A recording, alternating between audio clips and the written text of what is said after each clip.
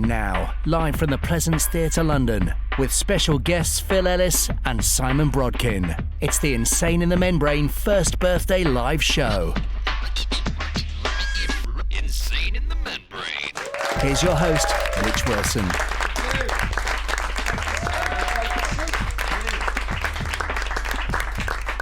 There we are. Welcome. Hello. How you feeling? Sad. Sad? It's a good start. It's a good start. It's a good start. Thank you for coming down. Very, very kind of you to do so.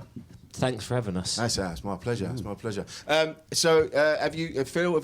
How are you feeling in your? Because Phil was our first guest, Simon. I know. And how have you found your first year? Has it changed after your the life? success? Yeah. Still living in a house share with 6 people, so. Yep, sad. Still sad. I'm glad to hear it. Glad to hear it. That's good. Nice to keep that level, though, isn't it? You wake up and sometimes you're unsure about the world, but I always know that's going to happen. Well, that's it. You don't want. It's a bit of a comfort. And the thing is, when I did the episode with Phil, like I always said, I didn't really know what the podcast was about. I kind of had a vague idea. Yeah, I know. That's I very asked true. you before. You did. We had a proper chat, didn't we? And you just stared at me like, "You're going to need a podcast to talk about this. You're an arsehole, Rich." And I'm like, "Thanks for coming down, Simon." How are you, Simon? I'm good. I well, a year. You're a year. Yeah, you're a year in. Yeah. It doesn't get any better, Anything? mate. No, I mean, this is it. So I just lean into it. Okay. And how are you, Simon? Are you finding it? Because you've now started. Because you were doing the famous character Lee Nelson. Yes, I did a big tour as Lee. Was on TV as Lee, and then made the pretty stupid financial decision of stopping doing Lee. I mean, I'm on tour now, but the numbers just don't add up. I'm fucked. That's why he's here. That's only way I could get him. You promise you'll get me dinner? You promise? Absolutely. Those chips have got your name on it. So yeah, I'm hitting the UK right now with the 100% Simon Brodkin show, okay. which is great. I went up to Edinburgh and did the first bit of stand up as myself, right, out of character, dipped my toe in the water, flew up there, and now around the UK. Yeah, right. So I'm mid tour and I'm enjoying it a lot. Did you feel better now that you're doing it as yourself? You feel more honest? I do.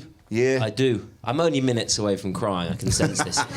When you feel your wallet. Lure me in with a couple of easy questions and then hit me. No, it does feel. It feels a little bit like the comedy equivalent of coming out. And I do. I feel honest. I feel good. I'm able. Look, it's. I mean, part of it was just getting used to doing anything other than Lee, because I did Lee for over 10 years and every single time I stepped on stage was in character, and the very first time I stood on stage was as Lee. So part of it was just all the muscle memory from being on stage always in character. Yeah. So it was a little bit like sort of trying to start writing with my left hand. Yeah, right. And it was like, what? This is weird. This is and frustrating as well, because you're on stage at the beginning, not at the beginning of my tour, but when I first started getting on stage as myself, which was less than a couple of years ago, and it was frustrating because I'd be there and knowing what a great job I could do in character, but having to do it as myself. But it's fun. I saw we were outside the box in Kingston. Okay. And it was one of your first MC roles. Okay. As yourself. Yeah. And I remember halfway through, you looked at the crowd and went, "Look, I'm known for talking to the audience and getting involved with the audience, but I hate you all, and you can all fuck off." It's like, I was first on. I'm at the back going, "Holy shit! I've got to go on after that." Yeah, that didn't make the tour. But yeah, it was hard. It was hard at first, but and part of stand-up's just an apprenticeship, isn't it? You got to put the hours in, and getting used to that. It's been cool, and able to talk about things that suddenly real things, which is fun, which is therapeutic. It is a little bit therapeutic. It is. Yeah. I'm going to take this off, sorry. You got to join us in the handheld mic thing. That's going to stay on. And Phil, how are you? And you, because you're. We've talked about this on the podcast. You're like a character. Well, it is weird. all the time. Yeah, it's weird, but I don't know. I went on a date. I remember about a year ago, and it was doing pretty well. And Is this the anniversary of that? that's as well? it. Yeah. You should hear me on the podcast. And I remember about 20 minutes in, and she just looked at me and went, "So can I ask you a question?" I went, "Yeah." She went, "Is this who you are?" I don't know. Wait, she'll wrap it up. She turned up in a cagoule and a helmet, so at least I made the effort. She had a bike, obviously, it wasn't just that. But the first meeting was her struggling with a D-lock. At least I wore a shirt. But Who rides a bike to a date? Someone who wants to leave quickly. I think. Yeah. So Simon, we had a brief chat before we started the show, and we were talking about how like different men in different classes are able to. We were talking about the class divide. Yeah. And we were talking about maybe like it seems that working class men seem to have more of a problem with opening up than say someone else's middle class. Yeah, we were musing. We Yeah. were musing before the show. It was brilliant. I wish you guys could have been there. He absolutely. I've been doing this a year. He nailed it in the 10 minutes he's been in. Well, I said, where did the podcast originate from? And you talked about you as someone who sounds like you. That's right. I think I then said, what do you mean, scum? Scum, yeah. I've got 2 NutriBullets. I'm not complete scum. And you talked about that sort of person finding it even more difficult than others to open up, to share, blokes. Yes. And then I'm sort of, That's where that came from. That makes sense. And whether that is true, and if that is true, why there's that class divide. Or obviously it's on a spectrum, but That's if right. we say that the more people sound like you, the less they cry in public. That's true. Although I did the other week, I fell up the stairs at Angel Station. That's all right. That's a man's injury. It was. I went down. Just broke my hip. yeah. My lad one's here. I got just like one that I forced out. Went, all right, pull yourself together. I'm not depressed. I saw an awful, sorry, slightly going off topic, awful incident on an escalator at Manor House, which I take full responsibility for. There was an Indian family, 2 elderly, like the grandmother and the mother, and the son getting off, and he had so many bags. So I said, "Do you want me to help you with the bags?" So he said, "That'd be nice." So I'm helping him up with 2 bags. I'm a good guy. So I'm helping him up with 2 bags, but he feels the need to be near me because I've got the bags. So he left these 2 elderly ladies trying to get on the escalator, and we were halfway up anyway. The eldest fell over, and it was off because it's an endless fall. Because the escalator just keeps going. Just forever. Just kept going around like a rotisserie chicken at the bottom, and screaming. I was just stood there with these bags. I was there for half an hour at the top going, what the fuck why am I part of this family now? The bags. That was awful. Sorry, I went off topic. Then I thought about my feelings. Back in. But is your own like because I get the feeling you and I have grown up in very different classes. What makes you say that, darling? Because you're a doctor. Yeah. Yeah. But you can be any class to be a doctor. You can, but I don't know. It's very true. What do your parents tell you? They said you're never going to be a doctor. No. Yes, once or twice. I imagine there's been some working class doctors, but on the whole, in my experience, it seems that people. Yeah. Well, look, it is. It's hard. It's hard not to say things without feeling like you're stereotyping, right? Yeah. And but there's going to be loads of stereotyping. I'm slightly stepping on eggshells here, but yeah, there is that thing of further up the classes, the more emphasis is placed on education, and in fact, I was talking about that as to whether that is part of the history of why. Let's just take this stereotype and say it's true, but that if there is a working class male problem of opening up less and whether that comes from the sort of jobs where you are dealing with manual stuff, if you're down the coal mine, it's like, mate, don't be a fucking pussy. Get up, you've got 8 hours still to go.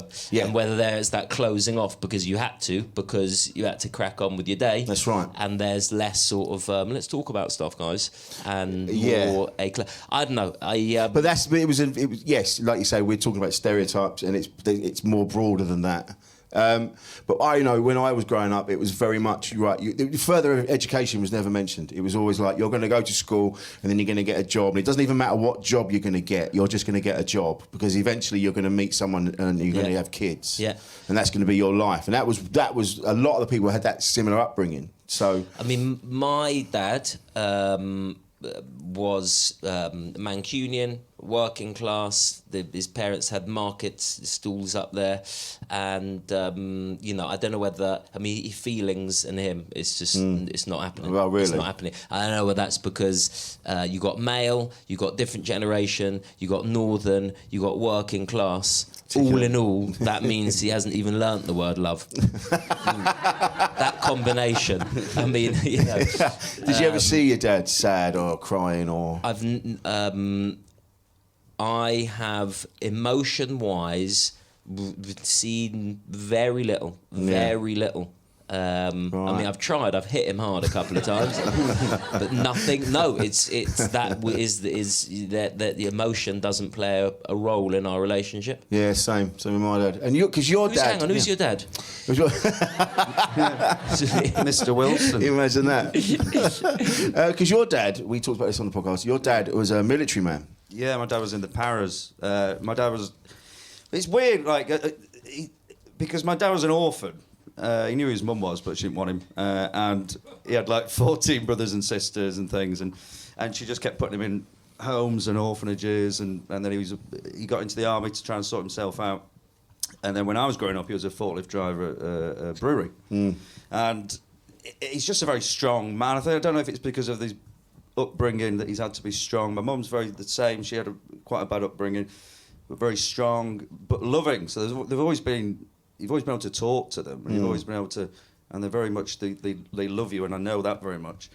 And then I said to my dad it's about a year ago. He was sat in the kitchen with his back to me. That's the way he likes to sit, and in the corner, like you're in a taxi. Yeah. I just put the window up, and he said, "Are you all right, sir?" And I went, "Yeah, I'm all right." Blah blah blah. The same old. And I went, "Are you all right?" And he went, "Yeah," he said, "I'm all right." He said, I always think about the time in the orphanage when I used to stand there and they used to come and pick the kids for foster case. I never got picked. And so I'd do my hair differently next time they came round, and I'd try and smile a bit differently, and I never got picked. And then I was getting older and they don't want the older boys. And he said, "Now I've got you and your brother and your mum, and we all love each other, and that makes me happy." And I just went, "Fucking hell, I was just trying to say, all right." But he has killed a shark with a hammer, so, you get those two things. He has, genuinely killed a shark with a hammer. He has, actually. Yeah. And then he said about that the other day. It wasn't a hammer. It was a small more of an axe. More of an axe. And then the other day he's 78, but he's so fit. He was building a garden path, lifting these big flagstones, and I went, "Why haven't you finished this bit?" He went, "Oh, there's a pregnant toad lives there, and so I've concrete over the top of the hole to strengthen it so it won't get crushed, and I built it a little bridge so it can go into the bushes over there." And then I just went, "You used to kill people with your hands, didn't you?" And he went, "Yeah." Funny how things change. But there's always been love. I don't know if, but it's always been that thing of you get on with it, and I was always told to get on with. When I worked in a factory when I left uni. When I was starting comedy, I had to have 2 jobs, delivering pizzas to fucking footballers in Manchester, and working about. But it's always been like, these bad things happen. You've got this. You've got your health. You've got your family. Get on with it. Yeah, same. Well, it's just interesting how the generation thing has moved on, hasn't it? Yes. I mean, back in the day, it wasn't even acceptable for a dad to give his kid, that sort of love and affection. Absolutely I imagine, not. No. And nowadays, I'm snogging my kids. I mean, they're good-looking kids. I've seen pictures. They're decent kids. You would. They're good kids. They're good kids. And I can't believe I just said that out loud. And you've been on the first and the last podcast of Insane. Yeah, pleasure. Yeah, Membrane. and good to have you here for this suicide note of a fucking show. But it's true, my lads are 22 and 27, and even now, because I remember saying to them when I was very young, I said, it doesn't matter where we're at with our lives, we must always hug and we must always tell each other we love each other, no matter what. And they still carry that on. Even now, when we message each other, they always finish it with "love you, Dad," and I get a kiss, and that's so important. Yeah, I mean, it is. I think the role, well, look, the male role, you know, back in the day, ultimately we're animals, right? What? No one told me. Well, we are, aren't we? We are beasts. We are beasts. But that's basic. Outside. I know you lot haven't done no science, but we're animals, right? That's basic I like the way you're knowledge.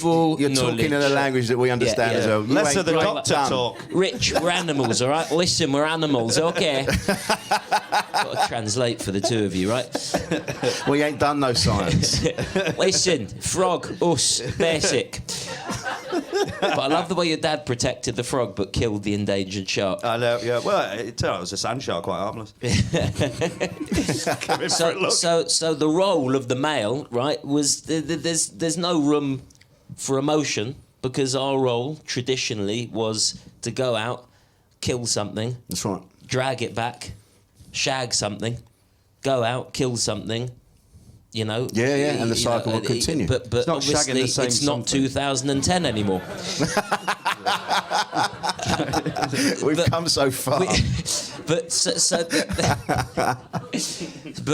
the female, you know, role. We're talking back in the day. We're talking a few thousand years ago.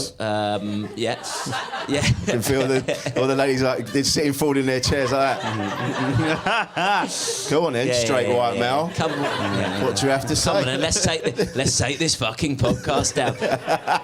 Like your admission of fucking my kids wasn't enough. No, let's really bury it. Twitter wouldn't worry about that. They'd worry about someone saying, "Did he just say all women?" I think he did. I think the white man said all women. Let's cancel this. Can we switch the recording off? We don't need evidence that this ever happened. Do continue, Simon. Yes. So, and the female role would have been, you know, look after the young. That's right. And probably, you know, shelter, warmth, probably communication. Yep. So I think we are still fighting off what's in our DNA and what comes naturally to us as animals. And I think the progression of the human race is releasing those shackles of what our animal instincts bring and realising that those belong to an era that don't really apply to us anymore. That's because right, yeah. we do have shelter, we do have food, we do find mates in a different way. That's right. And we're sort of elevating ourselves from that lower part of the brain to the upper part of the brain, and that's the thing that men in particular need to engage with, and yeah. Birds are allowed to get involved as well. I was just thinking. We keep resuscitating it every time. I was just thinking, it's funny if other species start to do the same, progress in the same way. You know, like those little birds you see in like Planet Earth that do the little dances to try and attract the mate. If they were just like, I'm fed up with this, she can come to me. And just fucking sits in his nest. You know, and all the different species, they just stop trying. I'm not saying we have, but trying to do that. Oh, I've made this work. I think my point was valid at first. But yes. But, you know, it's good though, isn't it? Well done, girls. But it is, it's understanding, and this is why we need to have these conversations, is in order to understand that. Because that, from you saying that, I mean, this is why I do this podcast, and you might have heard me say this before. The podcast is about the guests, it's not about me, because I'm learning from everybody that comes on. So and that's why I wanted you on here, Simon, because I knew that you were, even though you took the piss out of the working classes for many years and made big bucks from doing that, you're actually a very intelligent man who knows his shit. No, it's interesting, but also part of the journey. You know, obviously we can all talk personally about these things, and me doing stuff out of character. There's no doubt that I hid behind the character, because part of that was not wanting to reveal the real me, because as a male thing, again, let's just stereotype, but we don't want to take the risk, you don't want to put yourself out there, and that's why probably most blokes wearing similar clothes and wearing similar things with similar haircuts, because if you step out of line, it's like, what are you wearing, mate? Hey!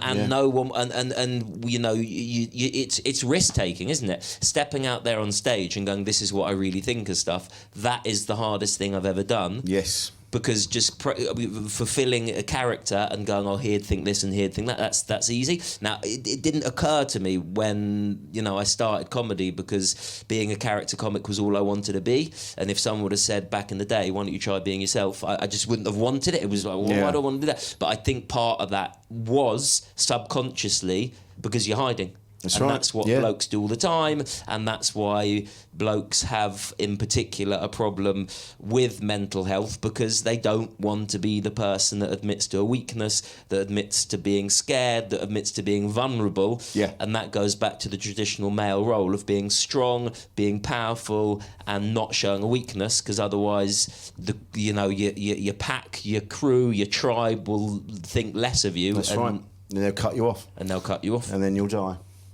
So there we are. When you were doing Lee Nelson as a character, could you find a way to get in any of your actual, like, a message or thoughts of you? Like the stuff you talk about now in your stand-up, was there any way that you could have, if you know what I mean, like you could actually talk about things you wanted to talk about, but within that character, or was it? I mean, the sense of humour and stuff, and the joke writing, that can carry on, but because the whole thing is based on a lie, there can never really be truth. Even when you are talking about a real issue, whether that be Brexit or emotions, because it's coming out of the mouth of someone who doesn't exist, it can never have that truth to it. Yeah. That's what you mean. But it's still your thoughts. But as you say, you couldn't quite get the passion maybe behind it, or the. Yeah, it's not, I don't know, passion, it's just there's no truth to it. Right. So when you know, let's say even if I would have said, you know, the same things as me, he's married and kids and blah, but it because it comes from a fiction, there can never be emotional truth to it. And that's the cool thing about doing stuff as myself. Yes. And that's kind of, I think, the holy grail for stand-up, is where you've got comedy first, but then truth and an emotional connection with it. Yeah.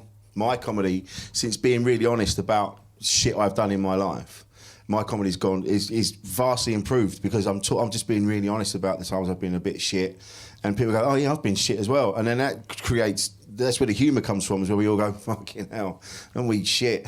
Just human beings are fucked, you know, and that's so being honest and have that emotional connection. And you know, the show that I did in Edinburgh, which was a short version of the tour show, it's called 100% Simon Brodkin, and loads of the reviewers were going, yeah, but we want more truth to it. Is this 100%? It's like 60%.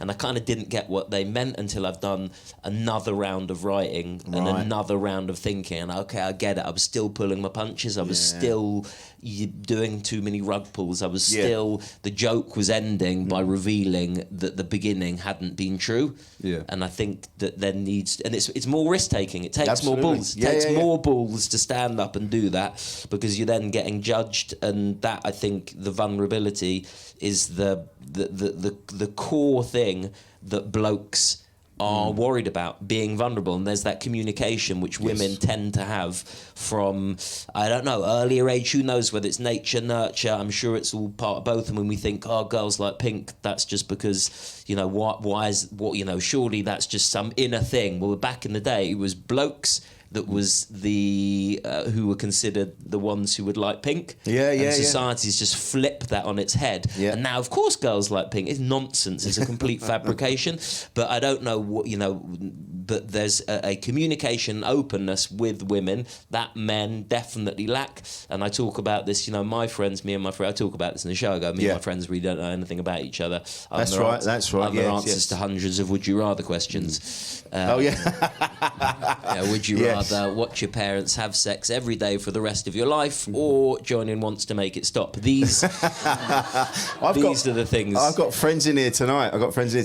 Rich, we've known each other 15, nearly 20 years, I barely know anything about him. Yeah. But I know he likes music and a pint. Yeah. That's about it. He didn't even know you were a comic. No, he's well, we're just meeting up to have a pint. Where's Rich? Rich, tell him something. Tell him something. Tell me something I don't know about you. My dad was in the military as well, in the RAF. You're all right, that's enough, mate. Yeah. Mind your neck in, Rich. Fucking hell. Trappy, bit of a trapster. But your comedy, Phil, is more... Sorry, you're going to say something else then? I've just stepped all over you. No, I just thought he looked like... He's called Rich and he looks like a thinner version of you, that was all. That was all. I look like I've eaten him. You look like an advert. I know that his nickname is Sarge, and I thought his name was Rich Sargent, right? But it wasn't. It's because the other mates we know, because he had SGT on his number plate of his car, right? Sargent. So that was where that came from. And I just thought his name was Rich Sargent for years. Slow down in the nickname office. If you ever go to the gym, he's your after photo. Unbelievable. This is your 9-week transformation. I'm getting negged. This is unbelievable. Yeah. I was about to talk about triggers. Sorry, what were you... I got mine. Invite your mates down. What was your question, Rich? Sorry, what's interesting is then comedy. Yes. Which is predominantly male-dominated, which is obviously, wrong, and that will be addressed in time. But what's interesting is comedy a knee-jerk, more natural instinct in the interaction of men and other men? Because it's when you laugh at something, you don't have to dig into the truth. I'm not talking about on stage where we're talking about truths and digging in, but I'm saying, just in the banter that we had there, that you can easily shut down things with comedy. That's right. And you can easily deflect things if you go, how you ask me how you doing. You can answer that truthfully, or you can whack that away with a bit of witty banter, or not so witty banter. But you can push that away with a joke. Yes. And I think that is more natural. That state of play is a more natural instinct with men at the moment. Yes, I think you're right. And I think this might sound hugely sexist, and I apologise. But it just seems to be that women tend to women are more, their instinct is to sort stuff out. Like they'll go, are you all right? They'll sense that something's wrong, and they'll go, are you all right? And then they'll go, and then they'll talk to you and go, no, not really, this is happening. They go, all right, well, let's sort that out then. And they tend to do that. They have that nurturing thing in them that is, this is burying me again, isn't it? Right? Just to reassure anyone listening, if there are experts who can talk about women, it's these three blokes. Yeah. These three straight white men. There isn't anything that we don't know about women, so bring in your questions. I've had loads of girlfriends. But women seem to sort stuff out rather than take the piss out of each other. But this is interesting because it seems. So I was going to say, it's pathetic, really. But for some reason, like in my life, because everything I talk about on stage is absolutely true, and a lot of reviewers don't believe it. They kind of go, "Oh, he's doing this." And I go, "But all those stories are true." Like my dad did kill a shot with a hammer and things like that. And but the way I do it isn't presented away because, like you say, I'm using humour to deflect it in such a manner. Because I talk about my nana dying of cancer in my last Edinburgh show on at the Soho Theatre, 2nd to 4th of April. And and it's a really long story about when I saw her in the coffin done up, but it's done in such a ridiculous manner. But everything that happens in it is true. No one believes that it's a true story. But I go, no, that is. But because I'm deflecting each emotion, I'm not actually getting upset about it. But that was kind of the point of the show, because a lot of shows now are all about inflection and talking about things. But I go, yeah, but it's not funny, though. Make it fun. And so I try and make things funny all the time. And in doing that, maybe in my head, I've not actually addressed the issues properly. So whereas I sometimes look down at shows that I go, not particularly laughing at this. It's a shame about you. Your uncle fell in that gritter. But, not funny, is it? Come on, you can have him flying out the end on a Volvo. But, just my point. I don't know what my point is anymore.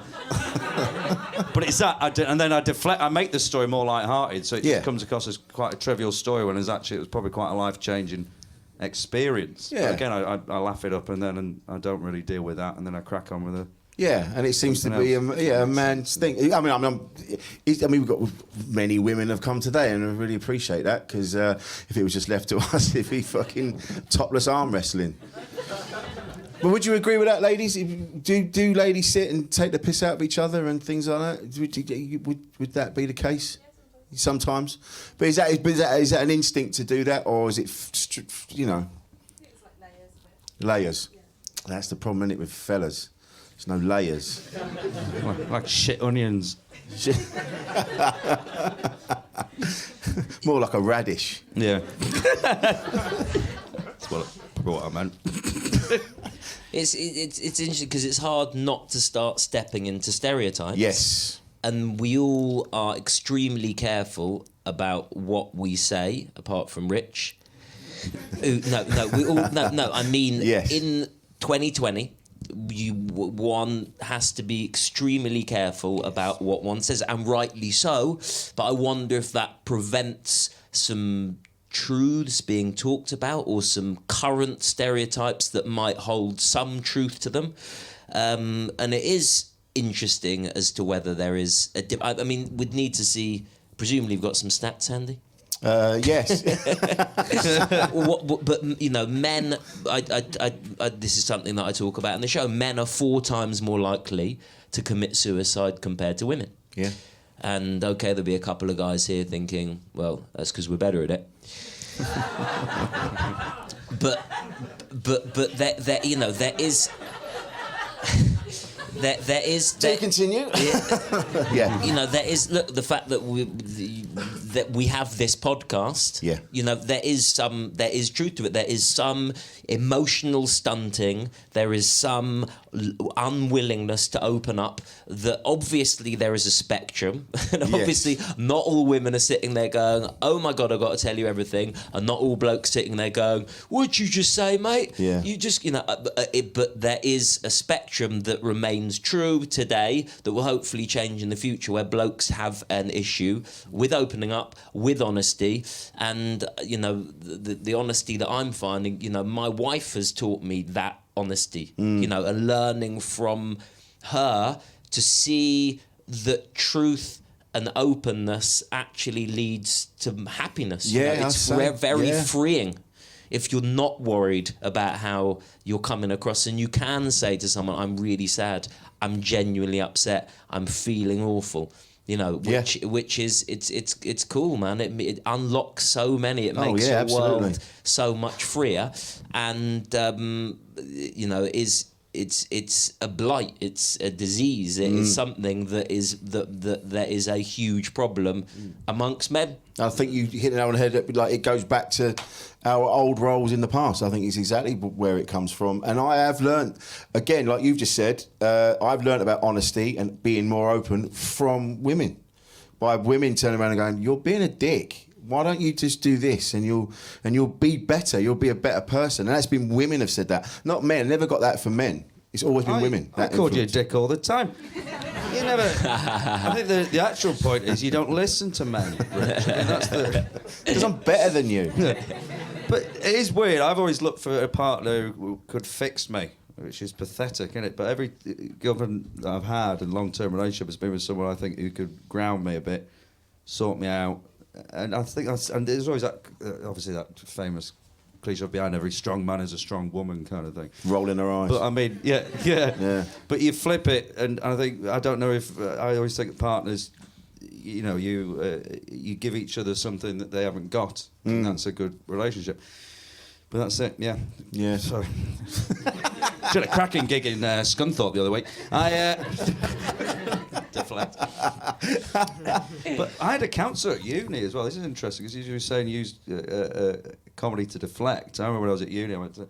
I got a third in media production, in case you're wondering, and it's apparently almost impossible. I got a third, and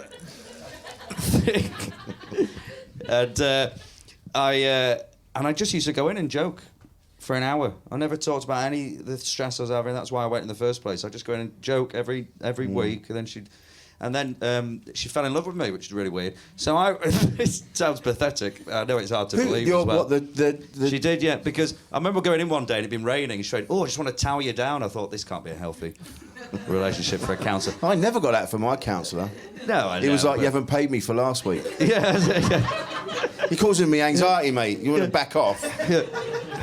But in the end, she actually said, I've spoken to my superior, and he says, and I've told him I've got feelings about you, and he was like, I don't think I can help you like this. But he said to talk to you, and if you're happy, carry on then. So I went, yeah, I'm happy with that. So I just carried on.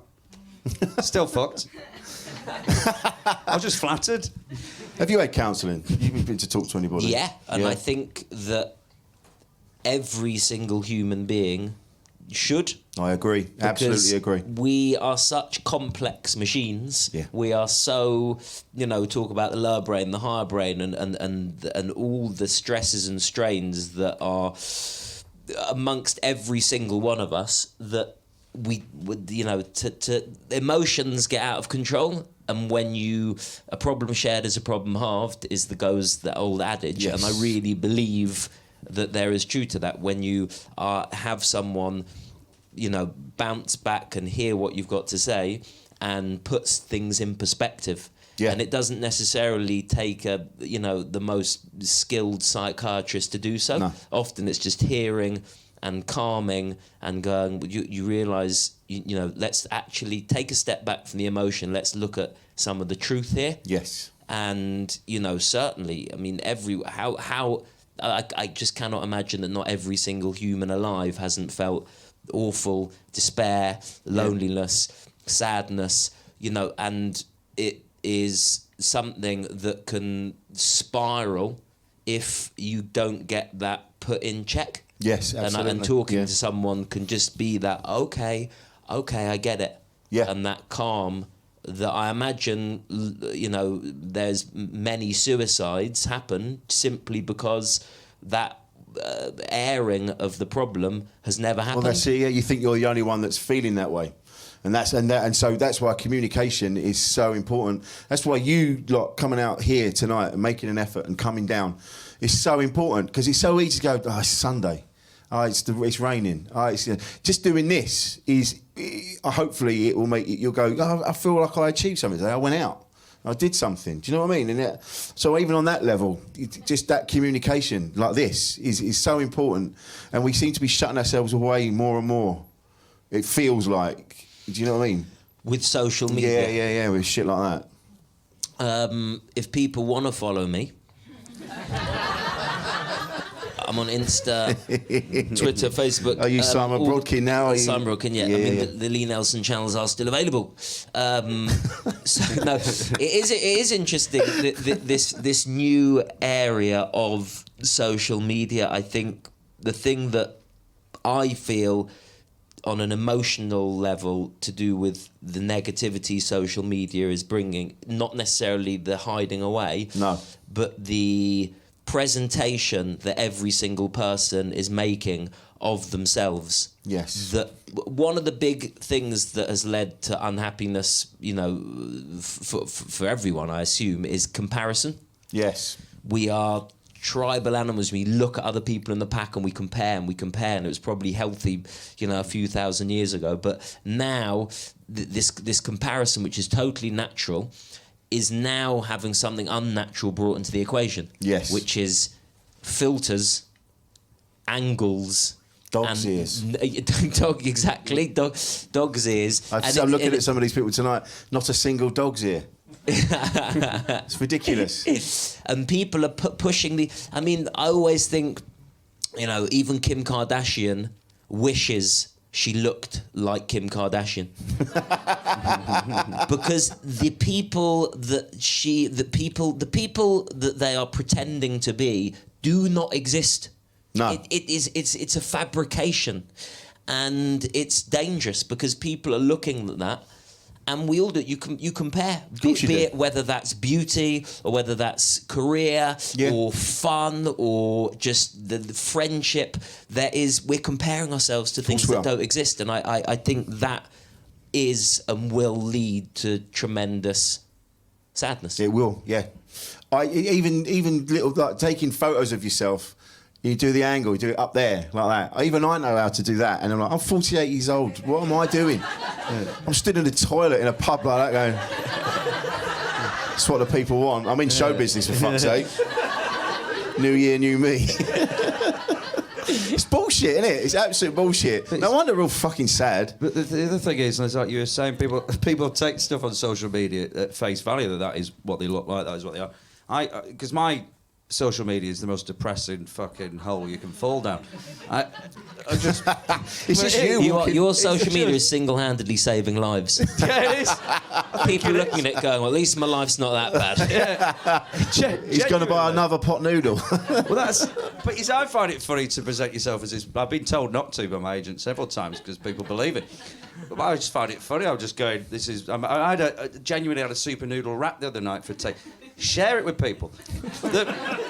A super noodle wrap. But I did. It's better than it sounds. But people believe what I put on, and like I remember. I believe it, and I'm your mate. Well, I put a picture of me in the park about a year ago. I went, I feel at home in the park. It's a good job because I can't afford my rent again. I had 3 messages from friends asking if they wanted to go and stay on the sofa. I'm fucking really living in the park. Plus, where am I charging my phone? But the thing is, but I put it all on, and I think that I think about the hiding away in social media becomes a thing because you feel like you're always connected to people when you're chatting. When you're not, you're just showing off, or in my case, showing down, showing in. Well, yeah, off, on. Well, I'll tell you, we'll just. Showing on. We'll just leave. No, let's leave that where it is. Yeah. It didn't work, did it? Let's pop that in the bin. And so Simon. But we took, and like the other night, and again this is true. It sounds really. I was so bored because I've got terrible sleep pattern at the moment. I'm not going to bed till 4 or 5 in the morning. Posting selfies in the park at 3. Yeah, eating a super noodle wrap. I am sleeping here. Yeah, don't go in Finsbury Park after the gates close. You won't be able to get out. And that was the thing. I was so bored at 4 a.m. I'd watched all the Johnny Rotten interviews I could watch, and I rang up my credit card to chat to someone. Just rang him up and argued about a bill. That's boredom. Half an hour I kept him on. That's how you know when you drive along in your car and you see the speed camera thing flashes up. If you hit it, if you're going at the right speed, it does a smiley face, and you're like, I've achieved something today. Yeah. Oh, that's nice. Are you looking at your eBay to see if there's any comments on the things that you've sold or like great eBay at A+? You go, I got. Yeah. How sad is that? Haven't got a car, I've got nothing to sell. Cheers, Rick. Well, when you up your game, you'll have a better life. Anyway, so. This show is made by Dark Horse Digital. Shooting, live streaming, and podcast production. But that we're all looking for validation, and we're looking for it in the weirdest places. Well, I think comedians in particular, I mean, again, we're entering into stereotypes here, there's probably something slightly wrong with all of us. Of course there is. Having spent time with you two, I'm sure that there is with you two. Says the man who was a character for 10 years. No, seriously, but there's something wrong. But we need, or I certainly feel like I need, lots of people, strangers.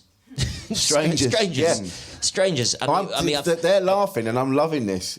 It's like, this is fucking great. This is and they're not strangers. They're your friends. Yeah, they are now. I want to take each and every one of you to dinner after this, to your favourite chicken cottage. Oh, the saddest moment of my life was I was stood outside. It's been a lot. I was stood outside yet another house share in Manchester, having a cigarette, and this bloke went past on a bicycle and just waved to me, and I was like, how the fuck do I know this guy? And I went, he works at Chicken Cottage. I went, all right. See you at 8:30.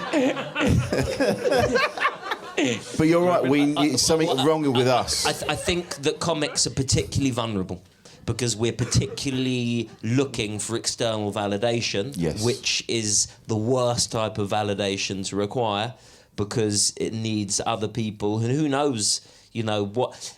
a lot of stand-ups, and this happened to me and happens to me still. You're performing in front of however many hundreds of people. Yep. Everyone's chuckling away. The one person who's not laughing Every time. nags. Yeah. And it's nonsense. First of all, because the majority of people are finding you very funny. Yep. And second of all, who knows what's happened to that man or woman who's not Yeah. laughing? Who knows what happened in the way there? Yeah. On the week before, in the night before. This might be he might be depressed himself. He might be looking for. So we are, I think that the fact that you're doing this podcast with comics, with male comics, is particularly relevant because I suspect that we are the most vulnerable and also use humour a lot. I rarely give a straight answer to anything. This is probably the most serious I've been in 30 years. Yeah, right. But it's exactly what you say. I was doing a gig last night. There was a guy in the front row, and people were laughing. But this guy had his arms folded, and he's just staring at me like that. And halfway through, I went, "Are you all right? Have I done something to you?" And he was just tired. It was the late show. He'd been out on the piss with his mates all day, and he just went, "I'm really sorry, mate. I'm just fucked."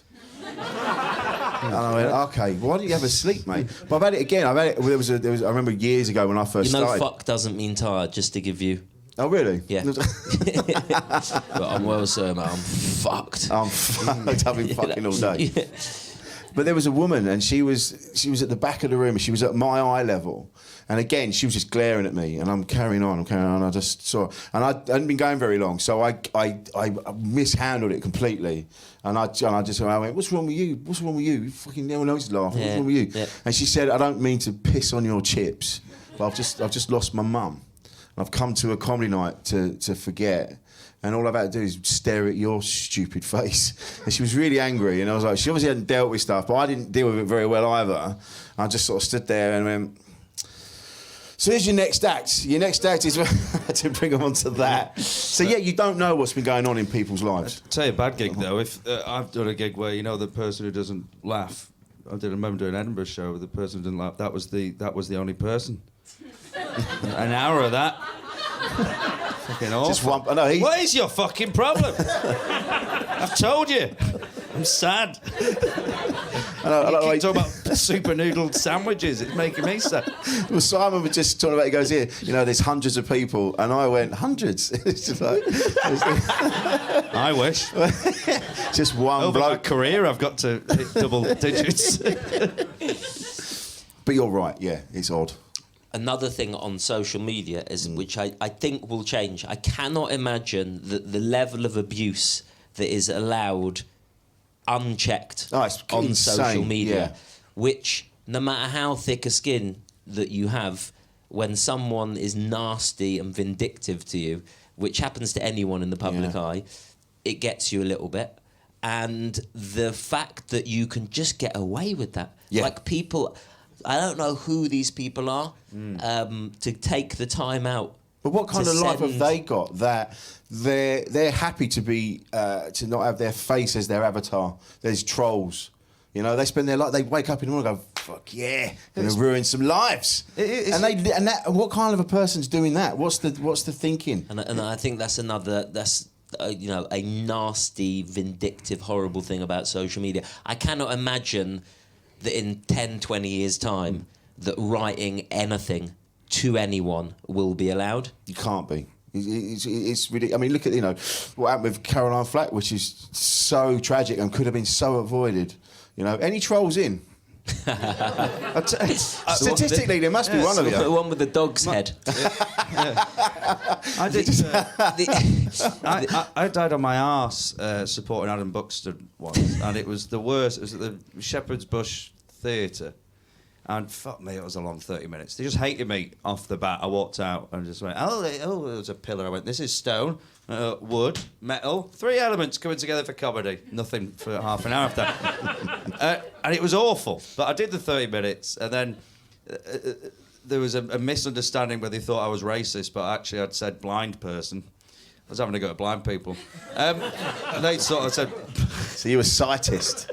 So I was like... And I went, "You've misheard me." And they all went, "Oh, it's your accent." And I thought, well, now it's flipped. Anyway, the gig was awful. That's to put it there. And I went outside, and then people, before Adam came on, were tweeting me, calling me, going, "Worst comedian I've ever seen. Keep running, loser." But I was still in the bar and it was a free bar, so I just tweeted back and said, I'm at the bar, I'll see you on the way out. And I did see him on the way out, and they tried to run away. I went, oh, I'm shit, am I? And they just went, oh, good. I went, yeah, keep running. It's the best thing I've ever done. Wait till after the show, good hour. But that, Back in the park. We'll see you downstairs at the bar. but no one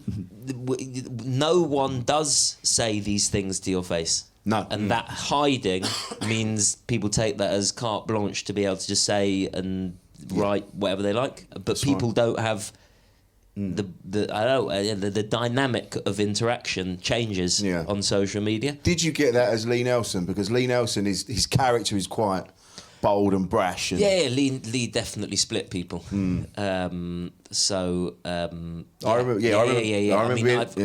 remember. I remember being at the back of a gig. I'd been on. I think I was MCing, and you were like closing the gig, and everybody was there to see Lee Nelson. It was one of them, and the place was packed. It was real buzz, and then I got off, and I'm at the back of the room just watching you. I'm with these real like proper men, and they were like real like just coked up. Just like fucking angry, like, do you want some Charlie? And I'm like, no, I'm good. I'm just gonna watch this for a minute. The fuck, and it was terrifying. And that seemed to be the audience that Lee attracted. So I imagine you wouldn't. I didn't think you would have got that sort of abuse because of the character Lee. Do you know what I mean? He didn't really. It didn't really. I imagine you. I'm stereotyping again, but I imagine you'd get more abuse being you than Lee would have got. I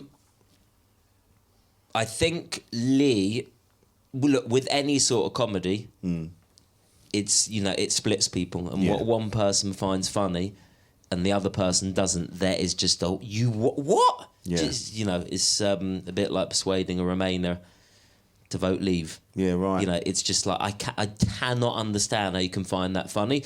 And obviously Lee was in your face, and Lee was bouncing and bold and brash, and so I think people, like any comedian, because I was on the telly, people see it and maybe not even wanting to see it, and they quick to form opinions, and you get a lot of abuse. And I think as myself, less, but I'm looking forward to being on the telly again and bringing that abuse back up to those Lee Nelson levels. Did it affect you? I mean, you as well, Phil. When you get this shit, does it affect you? Are you able to? Does it? No, because I know if I've seen stuff, and it affects me for ages, and I have to come away and then sort of recalibrate and go. It doesn't fucking matter. The thing is, and I'm not trying to shy away from, but again, working in the factory, doing things. It doesn't actually. Twitter abuse doesn't bother me. No. At all, really. We'll try them out tonight. You heard it here first. I'm leaving. Too much, because, like you were saying before, why are they doing it? And to me, it's because they're quite sad. And to them, that's them going, oh, fucking show him, and that's their night made. But I'm like, and they might be in a much worse place than I am. They could be in a much worse park. But Fringe Park's quite nice. Yeah. But then it's the thing where they confuse it with having an opinion when it's actually an attack on you. That's what I don't like. So someone with the Radio 4 sitcom, someone had tweeted, "Oh, this is definitely worth half an hour of your time," and someone went, "I listened." I listened to, and it wasn't. So he went, I turned it off after 15 minutes. And I thought, well, why have you atted me in this, for a start, to tell me you think it's shit? Two, why did you listen to it for 15 minutes? If I had a Chinese burn for 15 minutes, I'd go, stop the I don't like this Chinese burn. I fucking sat there listening to it like a dick. And then so I tweeted back and I went, it's a shame this tweet didn't end after 15 characters, because the way it worked out, he just said, I just listened. And I was like, that would be nice. It was exactly 15 characters or something along those lines. Can't quite remember how it was worded. And he went, and then he went, oh, sorry, I'm just having an opinion. You're not allowed an opinion now, are you? And I didn't even reply to that. But I thought, well, you're allowed an opinion, but you don't have to go out your way to find my Phil Ellis. I think it's shit. That's what I don't like. I don't like the way that people want to fuck your day up. And it's whether or not you let them, really. That's the only thing. You have to get to a point where... But like you say, and there's no closure on a thing like that. Yeah. I mean, do you find that as well when because you're on social media, you might post something and then you end up getting into an argument, you know, and it ruins your fucking day, doesn't it? You know? Does it? Yeah. Yeah. Yeah. It's fucking horrible, isn't it? Good. God, it's just like Kilroy. Yeah. I'm not saying. Yeah. I think it becomes part of your identity if you can, and that's why things are so heated and so ill measured on social media, because people have got a very short space in which to let the whole world know what they stand for, and they want to make sure that if you are a Remainer, you want to tell everyone in rage that you're a Remainer, and you are disgusted by the other side. If you were to have that conversation with that same person in real life, face to face, you would, of course, stick with the norms of social etiquette and trying to listen to them, and that might escalate eventually, as some heated conversations do. But you don't go flying and go, But what with you social fucking media, saying? all that stuff is just cut away, and you just go to the... Because it's faceless and it's nameless, and so you want to push everything forward.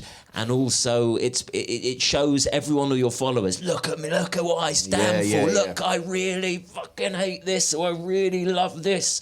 And as well, people have found that those, you know, if you push your opinions to one extreme, that's what people like. It's like newspaper headlines. It's like, you know, that's what that Katie Hopkins... Can I use the word cunt on this?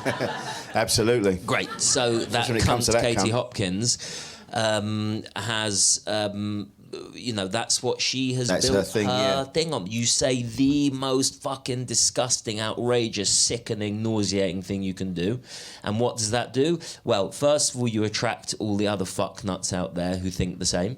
Yep. And secondly, you get this whole swarm behind of disgust. I can't believe you said that, and it creates heat around your handle, and it creates heat, and that gets follows, and that gets attention, and so the surefire way of getting known on social media isn't to be nice and friendly and warm and open; it's to be the absolute biggest bastard you can be. Absolutely, yeah. And so the best thing we can do is ignore them.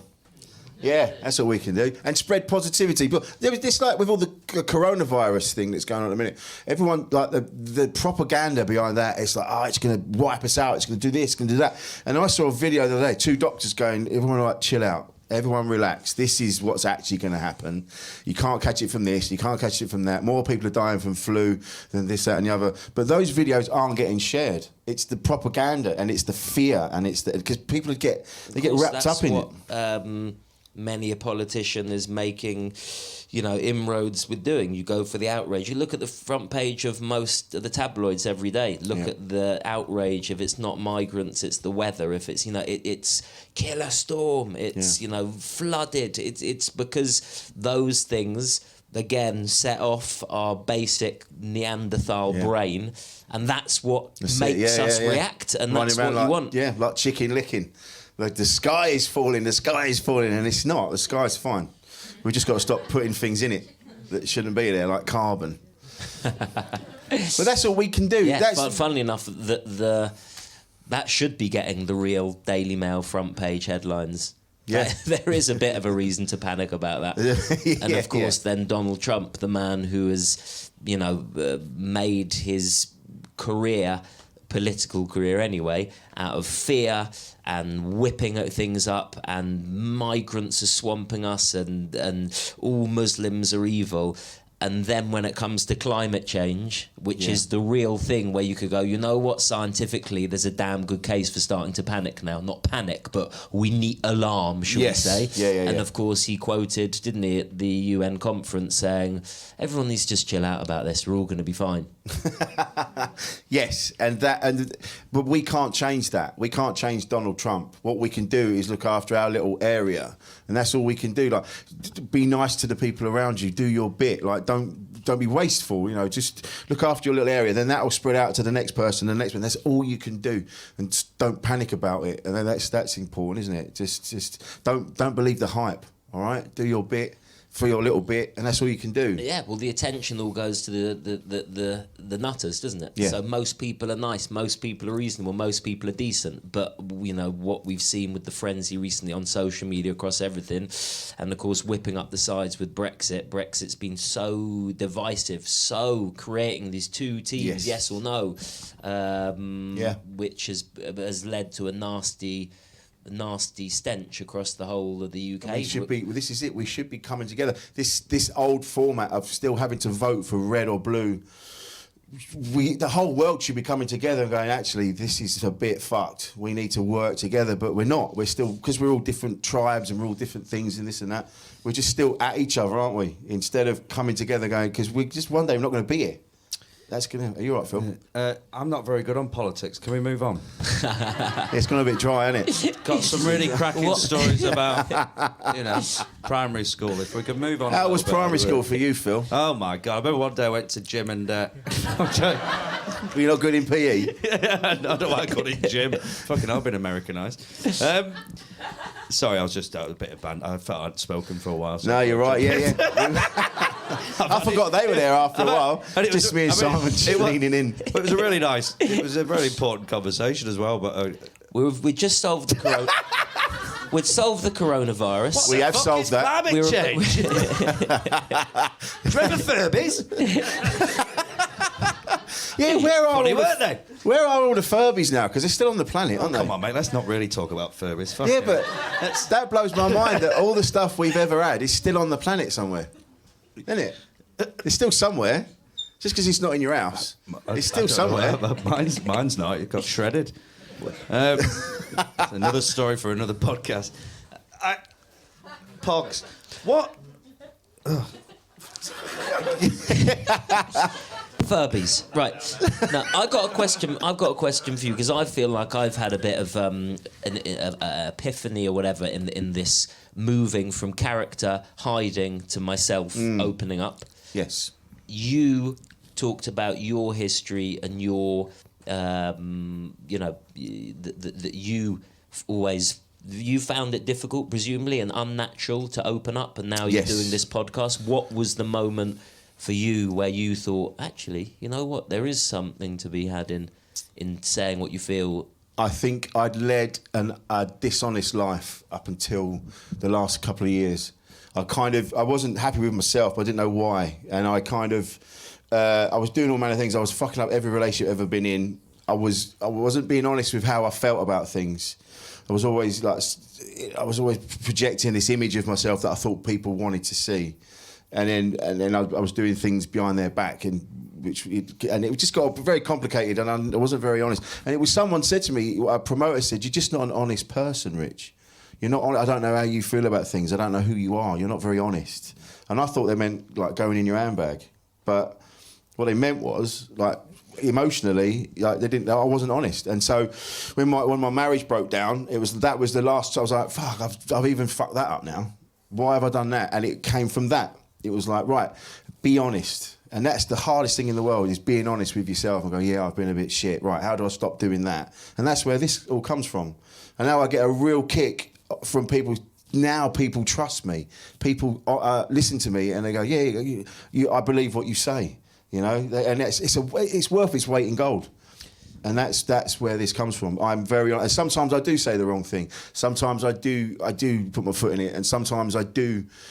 We were talking about stereotypes, you know, because I'm still learning. I'm still finding out about myself. So sometimes I do say the wrong thing, but it doesn't come from a place of malice. It's not from a place of hate. I'm just finding out. I'm learning after all this time, say like 40 years of lying and cheating and being a dick. I've spent the last 8.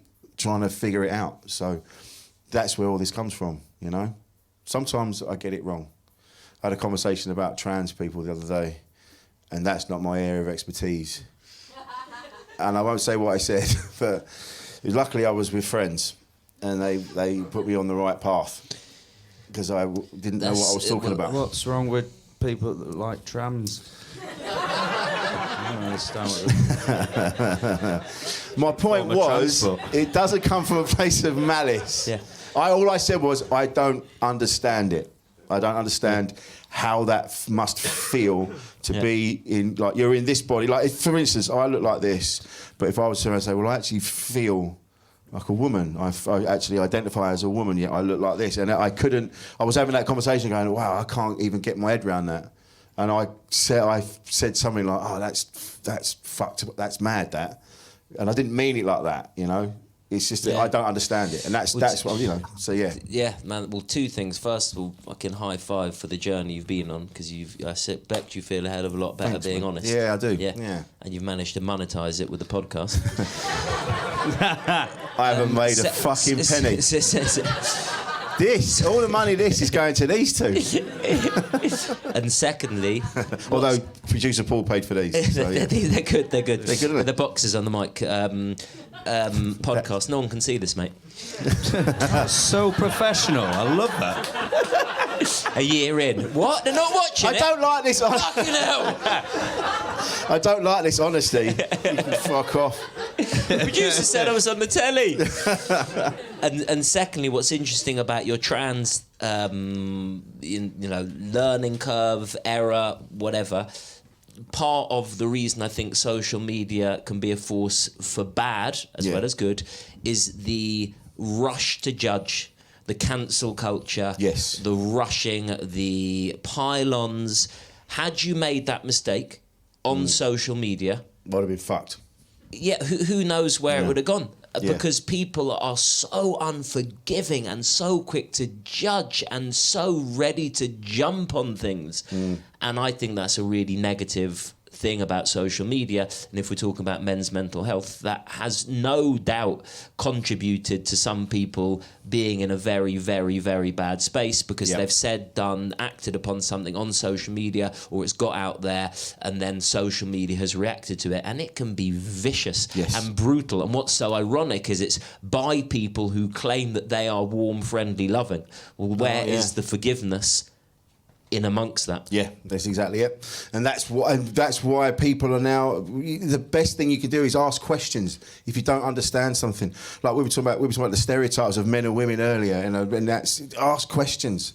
Ask how is, you know, we're talking, I know how it feels from my perspective, but I don't know how it feels from your perspective, you know, and that's why we should be talking to each other. That's how the human races continue to be, is that we talk to each other, and the less we do that, the less likely we are to continue to exist.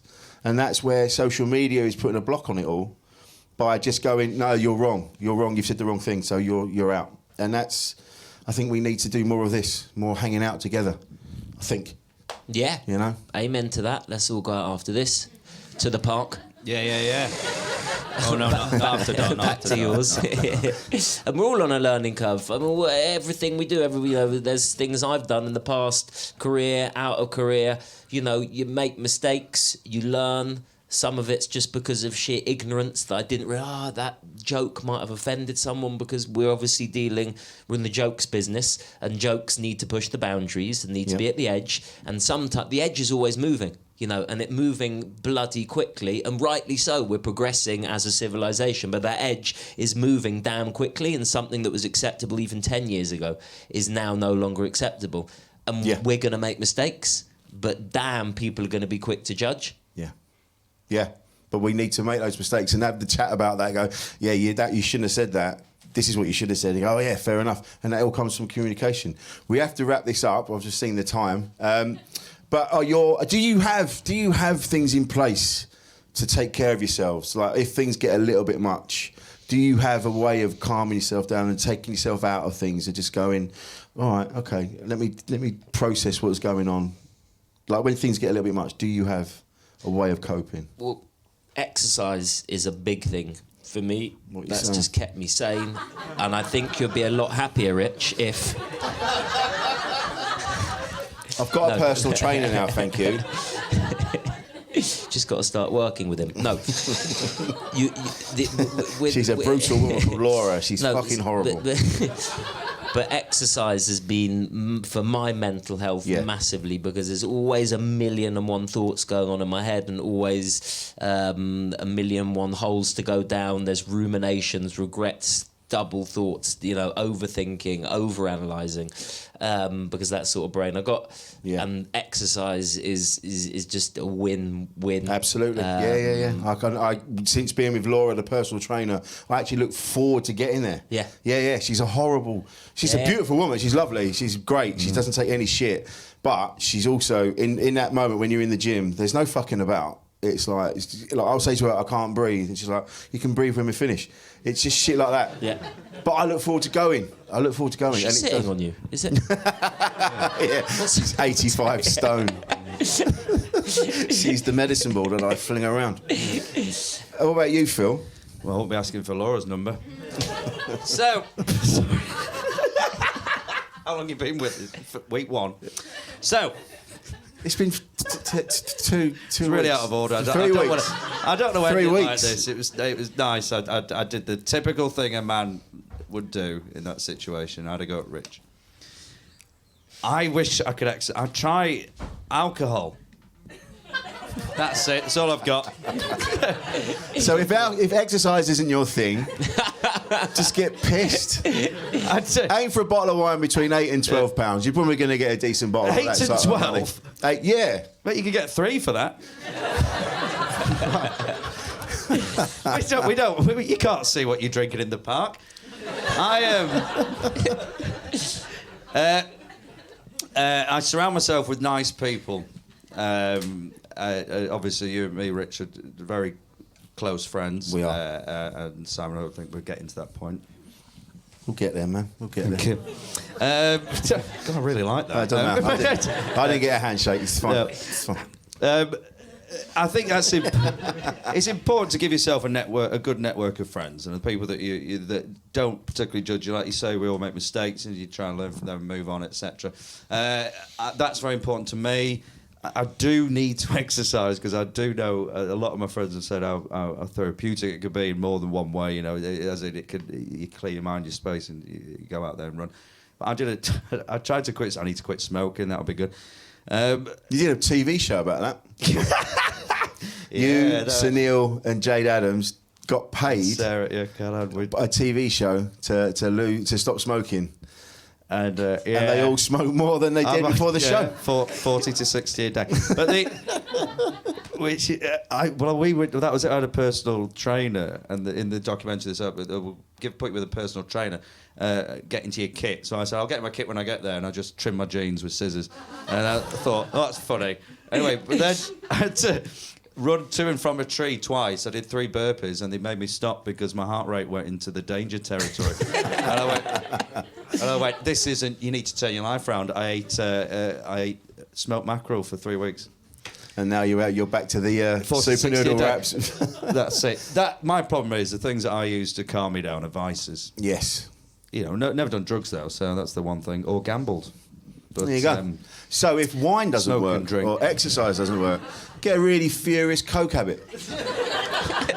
That's the next one. But this has been lovely. Thank you for coming down. Where can we find you, Simon?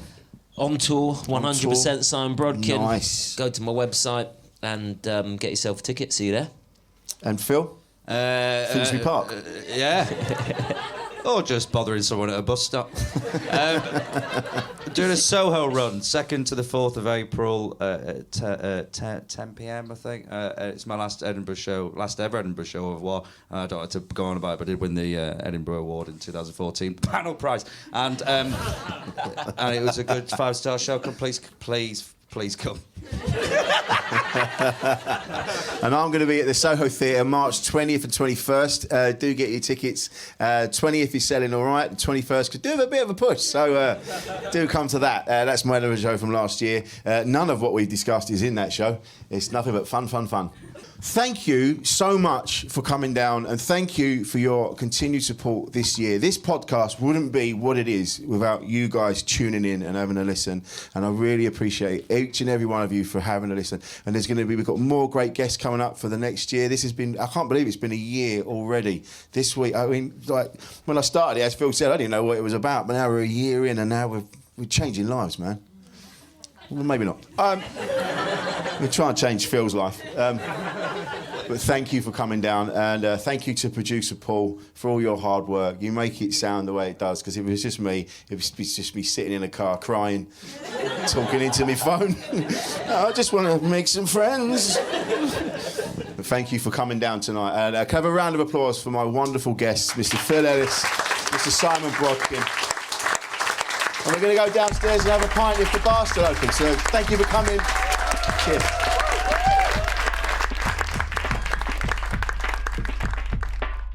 Your next episode is a podcast for people bursting into their 40s, 50s and beyond. Talking to people like Laura Dodsworth. One thing I didn't consider at all with manhood and slam in my first shoot, and I thought, what the fuck am I doing?